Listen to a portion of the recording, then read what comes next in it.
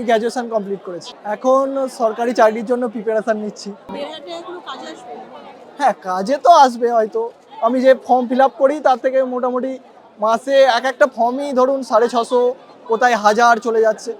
দুটো form fill up করলেই সেখানে চলে যাবে, তো আমাকে আরও ফর্ম ফিল আপ করতে হয়। আমি অ্যাকচুয়ালি এখন বাবার সাথে মানে রাজমিস্ত্রি জোগাড়ে কাজ করি, বাবার সাথে জোগাড় মানে প্রিপারেশনের পাশাপাশি। এখন তো বয়সটাও তো অনেক হয়েছে, তো সবসময় হাত পাততে পারি না ফ্যামিলির কাছ থেকে, তো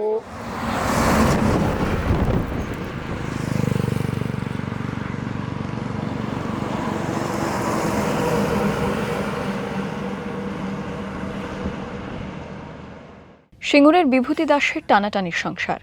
বিভূতির রাজমিস্ত্রির কাজ আর ইলেকট্রিক মেকানিক বড় ছেলের অল্প আয় দিন গুজরান। অনেক ঘাম ঝরিয়ে ছোট ছেলেকে গ্র্যাজুয়েট করেছেন। চেষ্টায় খামতি রাখেননি সুখেন্দু। একের পর এক সরকারি চাকরির পরীক্ষা দিয়েছেন, এখনও শিকে ছেড়েনি। নাছোড় সুখেন্দু লাইন লাগিয়েছেন যুবসাথী ক্যাম্পে।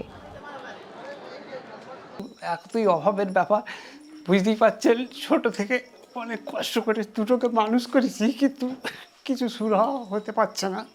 ছোটটা চেষ্টা করেই চলেছে, পুলিশের হেন তেন অনেক রকমের ও চেষ্টা চালিয়ে যায়, তার মধ্যে ব্যর্থতা। কিন্তু যেহেতু আমাদের সরকার ঘোষণা করেছে নিতে বাধা নেই, হ্যাঁ, চাকরি তো অবশ্যই প্রয়োজন, চাকরি অবশ্যই প্রয়োজন, কিন্তু নেই যেহেতু যেহেতু সরকার দিতে চাইছে, আমি দেখ সবাই নিচ্ছে, নিবি।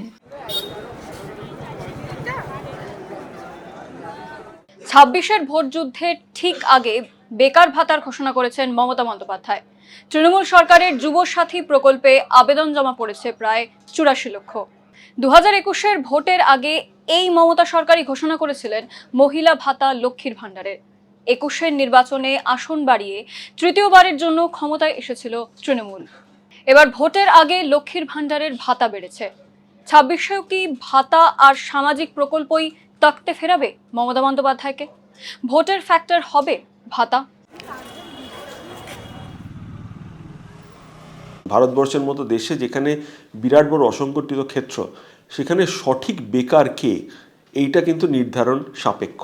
অর্থাৎ আমি যদি আবার এই নির্ধারণের চক্করে না পড়ে সবাইকে দিতে যাই, তাহলে যে পরিমাণ খরচ সরকারের তরফ থেকে হয় তার মধ্যে অনেকটাই কিন্তু আপনার ওয়েস্ট হতে পারে। মানে যারা কিছু না কিছু চাকরি করেন, অর্থাৎ অসংগঠিত ক্ষেত্রে রয়েছেন, এক ধরনের রোজগার রয়েছে, তারাও কিন্তু বলতে পারেন আমরা অ্যাকচুয়ালি বেকার, এবং আমরা এই প্রকল্পের আওতায় আসতেই পারি।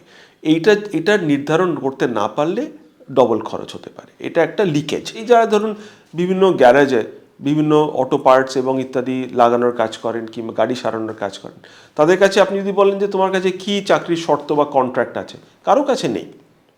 ইলেকট্রিকের কাজ করেন হয়তো, তাকে যদি এই টাকাটা দিয়ে বলা হয় যে আপনাকে টাকাটা দেওয়া হচ্ছে যাতে আপনি ইলেকট্রিক একটা ডিপ্লোমা কোথাও থেকে জোগাড় করে সত্যি সত্যি বড় সংস্থার সঙ্গে যুক্ত হয়ে কাজ করতে পারেন, তাহলে সেটা অনেক বেশি প্রগতিশীল উন্নয়নমূলক হবে, রাদার দ্যান যে তাকে শুধু টাকা দেওয়া হলো, তিনি ওটাও করছেন এবং এই টাকাটাও পাচ্ছেন শুধু অনুদান হিসেবে।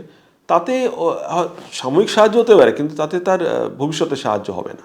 अगर आपके पास किसी भी प्रकार का लोहा कीना, प्लास्टिक बोतल, पुराना बैटरी, पुराना पंखा। নীতি আয়োগের তথ্য বলছে, গত 2 দশকে পশ্চিমবঙ্গে বহুমাত্রিক দারিদ্র্য অনেকটাই কমেছে। 2023-24 অর্থবর্ষে এ রাজ্যের জনসংখ্যার 8.6% দারিদ্র্য সীমার নিচে। 25-26-এ উড়িষ্যা এবং আসাম, যে দুটো রাজ্যকে আমরা মনে করতাম যে পশ্চিমবঙ্গের চেয়ে দরিদ্র, তাদেরও মাথাপিছু আয় পশ্চিমবঙ্গের চেয়ে বেশি হয়ে যাচ্ছে। তার ফলে পশ্চিমবঙ্গে একটা সাধারণ একটা নিম্নবিত্ত বা গরিব পরিবারের বেঁচে থাকার জন্যে শুধু কৃষি থেকে উপার্জন করে আর হচ্ছে না, বা প্রাইভেট সেক্টরে কাজ করে যেটুকু উপার্জনের সুযোগ সুবিধা বা ছোট ব্যবসা করে যা সুযোগ সুবিধা, এটা কোনোটাই হচ্ছে না।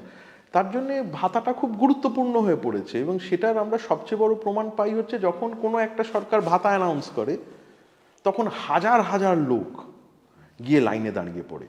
পশ্চিমবঙ্গে এই মুহূর্তে 17 থেকে 18টি সামাজিক প্রকল্প চলছে। মমতা বন্দ্যোপাধ্যায়ের দাবি অনুযায়ী পশ্চিমবঙ্গে 2,21,00,000 মহিলা লক্ষ্মীর ভাণ্ডার পান, কন্যাশ্রী পান 1 কোটি, সবুজ সাথী প্রকল্পে সাইকেল পেয়েছে 1,44,00,000, তরুণের স্বপ্ন প্রকল্পের উপভোক্তা 56 লক্ষ। এছাড়াও রয়েছে স্বাস্থ্যসাথীর মতো বীমা বা কৃষক বন্ধুর মতো সামাজিক সুরক্ষা প্রকল্প। পুরো ইলেকশনের ডিসকোর্সটা, ডিবেটটা বা আলোচনাটা এসআইআর কেন্দ্রিক, কিন্তু আন্ডার কারেন্ট হিসেবে এই কম্প্রিহেন্সিভ সোশ্যাল সিকিউরিটির একটা বড় ভূমিকা থাকবে, সেটা কিন্তু আমাদের বিভিন্ন গবেষণায় আমরা দেখতে পেয়েছি। এমনকি মতুয়া সম্প্রদায়ের মানুষ বলেছে যে আমরা বহুত দিন ধরে আমাদের নাগরিকত্বের কথা বলা হচ্ছে, এইটা মূলত লিপ সার্ভিস হয়ে দাঁড়িয়েছে। কিন্তু কিন্তু আমি কোট করছি, দিদির কাছ থেকে তো লক্ষ্মীর ভাণ্ডারটা পাচ্ছি বা স্বাস্থ্যসাথীর স্কিমটা তো পাচ্ছি, আমরা এইবারে এইটা নিয়ে চিন্তা ভাবনা করবো যে। এবং আপনি যদি দেখেন, এমনও পরিবার আছে প্রায় মাসে তাদের একটা সিকিউরিটি ফ্লো, এইটা কিন্তু একটা কন্টিনিউটি আছে। লক্ষ্মীর ভাণ্ডার, তারপরে এখন যুবসাথী শুরু হয়েছে, স্বাস্থ্য বিমা আছে। স্বাস্থ্য বিমার নানান লিমিটেশনের সত্ত্বেও বলবো যে একটা সেকশন এমনকি, এবং এইখানে কিন্তু রাজনৈতিক দল ভেদে উপকৃত হয়েছে। তার ফলে এইটা একটা আন্ডারকারেন্টের মতো কাজ করবে, যেটা এখানকার শাসক দলের পক্ষে যাবে বলে আমার আপাতত মনে হচ্ছে। কারণ এটার একটা মাল্টিপ্লেয়ার এফেক্টস বলে জিনিস আছে, যে একটা পরিবার তার মেয়ে কন্যাশ্রী পাচ্ছে, ছেলে যুবসাথী পাচ্ছে, মা লক্ষ্মীর ভাণ্ডার পাচ্ছে, মেয়েটি বিয়ের জন্য রূপশ্রী পাচ্ছে, কৃষক বন্ধু পাচ্ছে, এইগুলোর একটা কম্বিনেশন যে। এবং বহুবার বলেছে দিদি এটা দিচ্ছে বলে আমরা ভোটটা দেবো, বন্ধ করে দিলে হয়তো চিন্তা করব। মানুষের যে একটা ইমিডিয়েট বেনিফিট, এবং কোভিডের পরে যে আর্থিকভাবে যে একটা অনিশ্চয়তা তৈরি হয়েছিল, সেইটা থেকে খানিকটা স্টেডি হলেও, কিন্তু স্টেডি এবং স্মল হলেও রেগুলার এই টাকাটা ঢুকছে।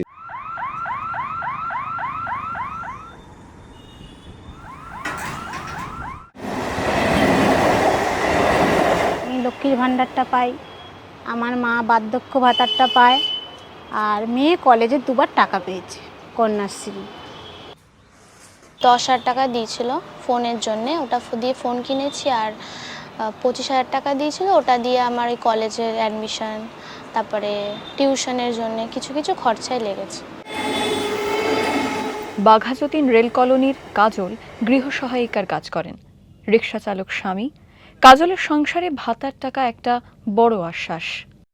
যেখানে গরিব মহিলা ভোটারের সংখ্যা যে বুথে বেশি, সেই বুথে তৃণমূলের ভোট বেশি। আবার এটা ঠিক যে মহিলাদের ভাতা দেওয়া হচ্ছে বলেই সমস্ত মহিলা গিয়ে তৃণমূলকে ভোট দিচ্ছে, এমনটা না। আমরা দেখতে পাচ্ছি যে যত কেউ এডুকেটেড এবং সে প্রফেশনালি এমপ্লয়েড, মানে ধরুন শহুরে মধ্যবিত্ত মহিলা, সেখানে সমর্থনটা কিন্তু অতটা ক্লিয়ার কাট নয়।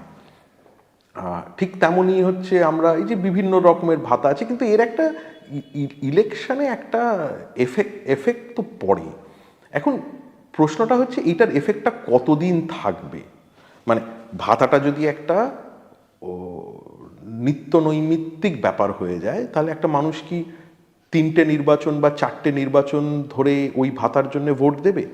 না, রাজনৈতিক দলগুলোও সেগুলো বোঝে বলেই দেখবে যে নির্বাচনের আগে ভাতার অঙ্কটা বাড়ানো হয় বা নতুন ভাতা দেওয়া হয়। 2026-এর ভোটে ভাতাকে ভোটের হাতিয়ার করেছে শাসক বিরোধী সব দলই। প্রচার মঞ্চ থেকে মমতা বন্দ্যোপাধ্যায় বারবার বলছেন, বিজেপি ক্ষমতায় এলে লক্ষ্মীর ভাণ্ডার বন্ধ হয়ে যাবে। পাল্টা বিজেপি বলছে ক্ষমতায় এলে মহিলাদের ভাতার টাকা 3,000 করা হবে, দেওয়া হবে বেকার ভাতাও। ভাতার প্রতিশ্রুতিতে অবশ্য পিছিয়ে নেই সিপিএমও। হয় সরকারকে এমন জায়গায় সরকারি সাহায্য ওয়েলফেয়ার স্কিমগুলোর পরিমাণ নিয়ে যেতে হবে যাতে করে এই ক্রাইসিসের সামনে দাঁড়িয়ে পরিবারগুলো সাস্টেন করতে পারে সরকারি ভাতার ভিত্তিতে, অথবা যদি সেই সংস্থান, সেই ফান্ড সরকারের কাছে না থাকে, তাহলে সরকারকে বিকল্পভাবে ভাতার সহায়ক হিসেবে রাদার ভাতাটা সহায়ক, আসলে কর্মসংস্থানের চেষ্টা করতে হবে।